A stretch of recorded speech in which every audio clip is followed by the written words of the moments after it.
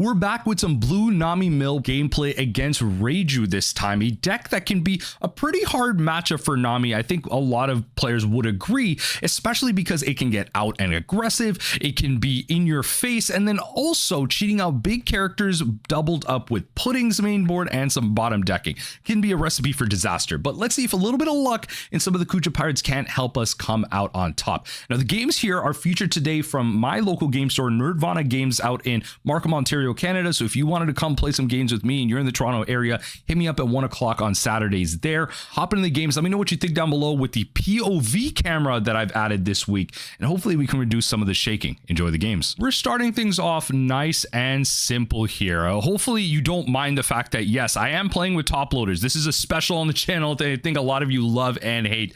I look at this hand and I see it, I keep it because look, it's got a Kaya and it's got some playables, got some cards that I may want to discard as well. Opponent goes first here. They go Dawn and pass. I'm going to draw a card, set off to 2 Dawn. Yes, those are the newer arts of Millstone on a Millstone play mat of the original art, showcasing the Mill archetype in One Piece. Come on, you got to show the love here. So we draw 2 cards. We find ourselves some cards to discard. So we're going to get rid of the Spada and the Impel Down. Spada is just not really one of my favorite cards at all in the Nami deck, but I understand why it needs to be played, why it's there.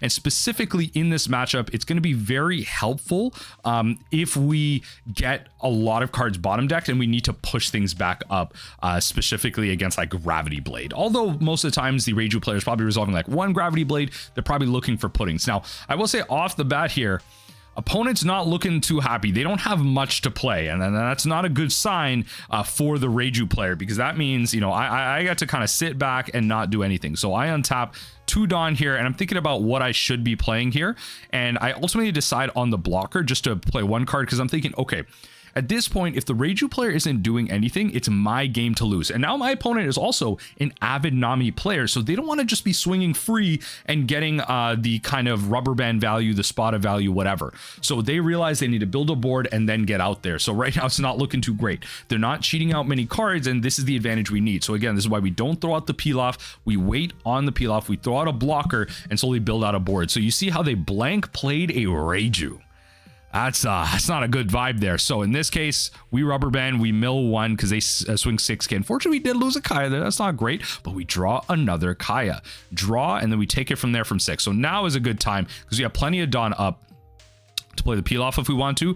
I, for some reason, actually go for the Kaya. I genuinely don't have a good reason for why I did this. I honestly do not have a good reason for why I did this. I just decided to. So I drop, in this case, the Spada and the White Snake, thinking, okay, I have a rubber band, 2 White Snakes, and a 2K, because obviously, you know, next turn, they could just top deck and it could get like really out of hand. The one thing I'm also trying to play around is the fact that I don't want too many cards in hand for when they draw the pudding, because then things can go south really fast. Honestly, I also have to remember when I'm recording, I do have to try and be in a spot that doesn't have too much sunlight. This is almost right next to the door, which is why you're getting a lot of glare here. So I hope y'all, let me know in the comment section down below if y'all appreciate this kind of hand cam here, just so you can, not only you're hearing the voiceover of what I'm thinking of, but you can also see what I'm playing to and the decisions I'm making based on what I have, because I feel like that's pretty valuable, especially in Nami. But anyway, back to the games here. Opponent really thinking, because they don't have a lot of options. We're going to end up getting a little bit lucky here. So they're just going to swing 6K with lead here. And I'm going to keep it pretty simple. So I'm thinking they got 6 Dawn. What are they really throwing at me here? I mean, I'm going to start off with the rubber band, mill 1. Unfortunately, a peel off goes. That's not great. Not going to lie. They're going to swing 6K again. And they know at this point that, like, look, you know, I'm going to throw out the blocker. A lot of people at my locals, they're really good. They know to swing 6K against Nami because it's just a really good thing to do to play around White Snake, force me to have the 2K. So much more valuable. So now they have the 7 out, and they're going to kind of blank swing with the 7K here. So what I'm going to do is I'm going to start with the White Snake, and then based on like kind of viewer asks on previous videos, I'm going to put the White Snake on my leader just to show that ability. Then I'm going to counter out with the 2K, and kind of that's up to 8 there. So they still have 1 more Dawn. They're thinking of what to do with it, and they're going to ultimately play that. So Dawn -1, and then draw a card. And now I'm going to untap. I feel like I'm still in a really good spot here. I haven't gone through many cards in my deck, but I'm on my 8 Dawn turn. So now I'm going to peel off because now I can safely do so without having to worry about a pudding. I just know that when I was playing this, I wasn't thinking about the pudding this early on. So earlier, I should have honestly just played out the peel off instead of the Kaya. But I just know I wasn't thinking about that. At this point, that's when I was cluing in. Like, okay, wait, pudding is something to play around. You actually ended up low-key playing this pretty well. Now, if they pudding you with like 6 cards in hand, that's not bad. 7 is where it starts to go real downhill for you, because then that's a whole peel-off being undone, and they get to undo that and play a body. So that's when things can start getting real dicey. So here, I'm on my 8 Dawn turn. I have 5 Dawn left. I use 3. You don't want to overcommit here on Dawns. You have to be a little bit careful. And in that sense here, opponent, so I'm trying to adjust my camera here, and I'm probably going to end up, like, you'll probably see it like kind of edited because this is kind of tilted. You'll probably end up seeing it like edited and straightened out. You won't know what I'm talking about here, but I am recording this a little bit tilted. One thing I am working on, I do want to kind of bring the DSLR, the one that you use for my, you see with my gameplay videos. But right now, so they're attacking in 6K. You know, they attacked in a little bit here, so I'm going to bounce the Kaya. I'm going to attack in 7, bounce the other Kaya with the Snake Dance. Feeling good so far. Probably going to end up taking a hit. They're going to Reiju. I do have more Dawn than them, so they're going to draw 2 cards. So finally, they're starting to build themselves up here. So they are in a bit of a tricky situation. It's not the best in the world here. I'm going to untap to 10 Dawn, though. And yeah, the top loaders, they do feel good, right? So my Dawn is top loaded in green, and my life and my regular cards. Now, how I shuffle this, it's a tough one. It's a tough one. I do make sure that I try and do it in front of my opponent, just to, you know, kind of show them, yeah, I am doing it properly.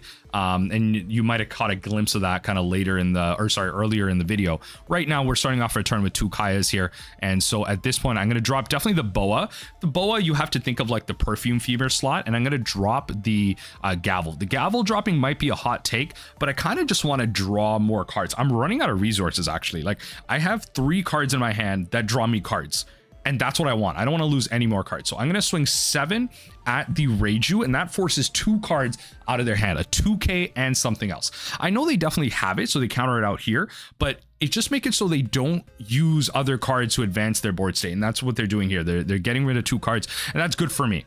Right, that's less cards if they find their Kaya. That's more decisions they have to make in terms of what to get rid of. So that's perfectly fine for me here. I was given so many turns early on just to really get out and about.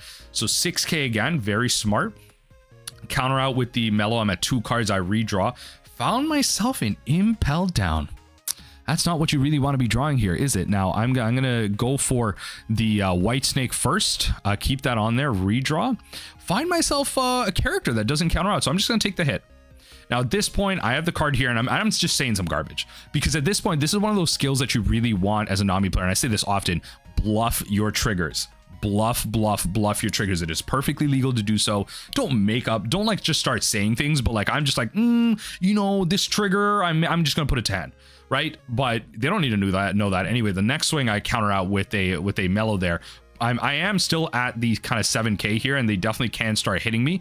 But as you saw there, I drew a Gloriosa and another Margaret there. So I can bring myself up to 7 if they swing with another 6 with their leader. So let's see what they end up doing here. They're thinking about how to use up their Dawn. The double Margaret is definitely something I want to do. Just hopefully I don't draw into more, what is it? More of the Impel Downs. That would be great. So thinking if they should swing 7, they're thinking if they should swing 6. After they swing 6, they have access to 6 Dawn. So I'm really curious about what they're going to play. So now they're going to Reiju first. You know, they definitely have less Dawn than me, because I'm at 10, they're at 9.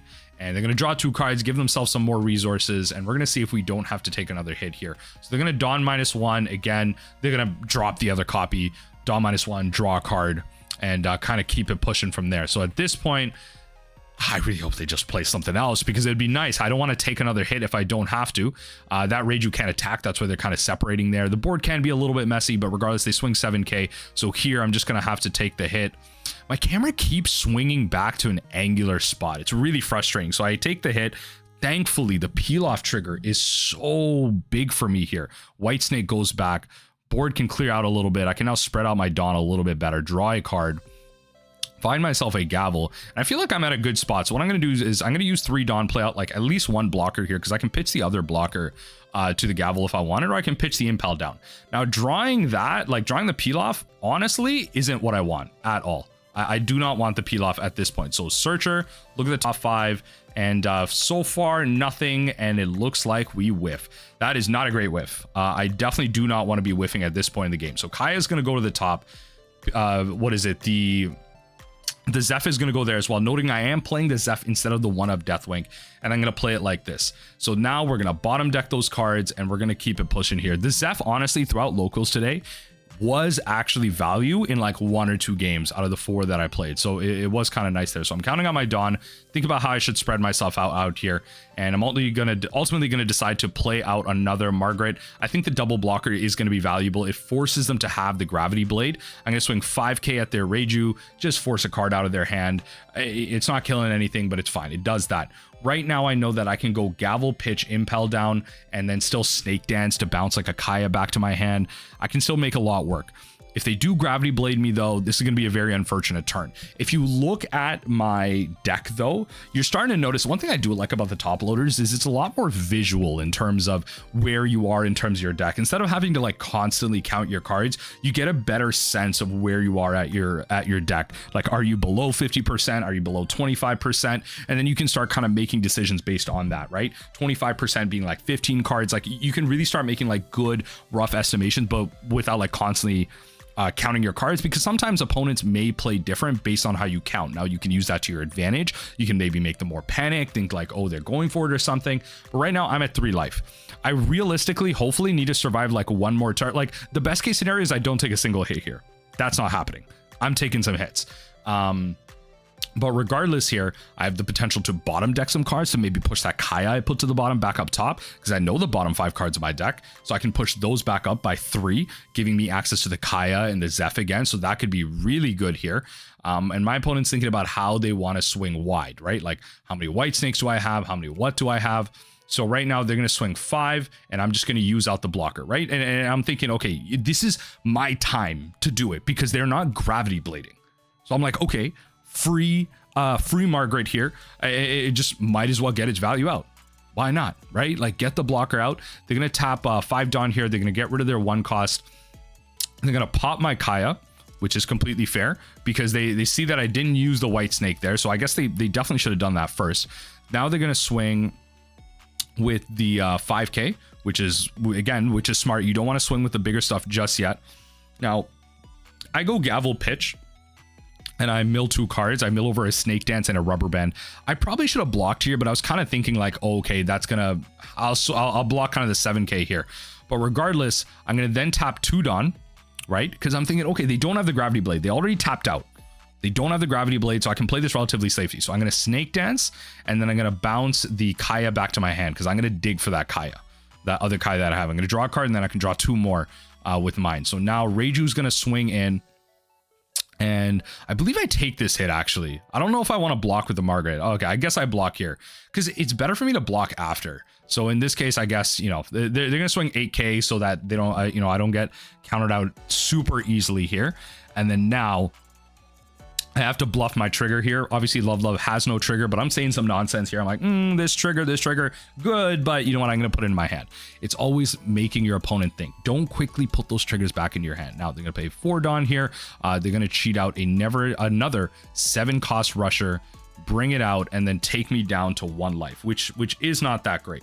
So I'm going to take the other hit, Gavel trigger. Now, this is actually a trigger to ponder. Do I bounce the Gloriosa or do I put it back into my hand? So now I'm like, okay, I'm going to count the amount of cards in my hand. Do I go for it this turn? 5, 6, 7, 8, 9, 10, 11. I believe I have 11 cards there if I counted that right. So that means I draw a card to 10. I know the bottom 5. Can I get there with the Gloriosa? So I'm thinking, okay, I have 11 cards. I draw to 10.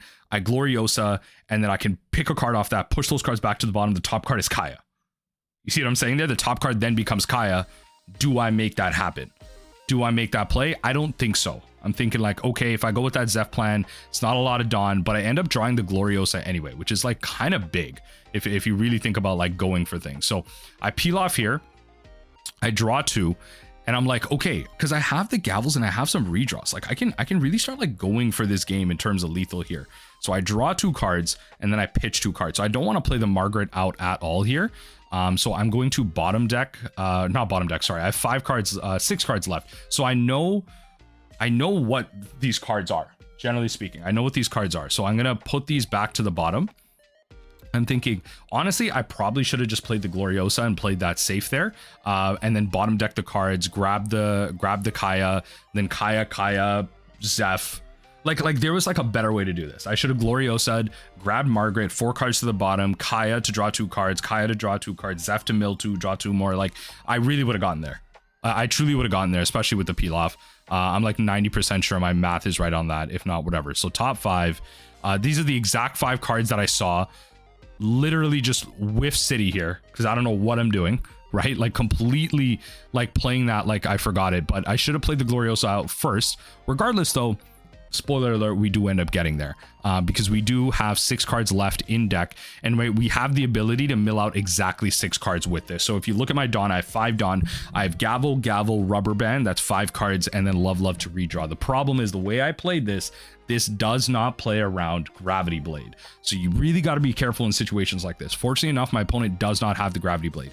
If they had Gravity Blade, this would have been a lot different. I have no blocker out as well. And I'm sitting here like, okay, whatever. You know what? I messed up already, but at least I have exact lethal if they don't have Gravity Blade. If we go for 1 swing, I can overpay. I can pay all my cards here, and I can kind of get the dub there. So let's see what ends up happening and how I get this win and how they end up playing this out. So I shift my kind of active Dawn because I'm like, I got my hand on my left side.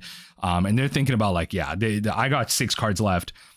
What do they have to play around? They're already thinking like as I mentioned close to the beginning of the video, they are a Nami player themselves. So they're thinking, okay, they probably have like at least 1 Gavel. They probably have at least 1 Love Mellow. What's my trigger in there? And they're like, how to really play this. And at this point in the game, it's really just about like how you go for it.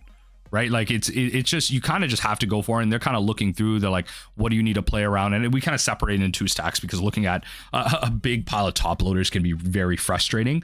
But, you know, they're looking through and they're kind of trying to guess like what I have, what I don't have. I think they kind of see the writing on the wall. Again, I definitely like played this like pretty bad. I had 11 cards. The plan was I should have drawn to 10. Then I should have Gloriosa because I know the bottom 5. I know I would have a hit at least off the top 5. That brings me down to 9 cards. Those 4 cards go to the bottom. I know Kaya's at the top. Then what I do is I play my own Kaya, draw 2 cards, discard 2 cards. Now I'm at 7 cards. Then I play another Kaya, draw 2 cards, discard 2 cards. I'm at 5 cards. I go Zeph, right? Mill 2 cards down to 5. Then I bounce the Kaya, play the Kaya again, draw 2 cards, discard 2 cards. That leaves me at 3. And then I guess I could go Gavel, Rubber Band. And then that leaves me away. Gavel, Rubber Band. That leaves me with 3 Dawn. That leaves me with 2 Dawn, but Gavel at least accounts for 1 bottom deck. So here in this case, while I was talking, I overpay for everything. GG's. Now that is the end of the game there. Again, I'd love to hear your feedback here. Let me know if you kind of still see the side camera here. Let me know what you think of the POV cam. I'm always here to kind of improve things. And just let me know if there's anything else visually you want on the screen. Obviously, editing can be a little bit tough for something like this. I always could zoom out a bit more. It's a little bit tough when it comes to using an iPhone 7, but maybe I might bring that DSLR that you're seeing on camera right now to get some better high quality stuff. But again, anything you want, I'm hoping I can provide here. But yeah, a little bit of Nami versus Reiju.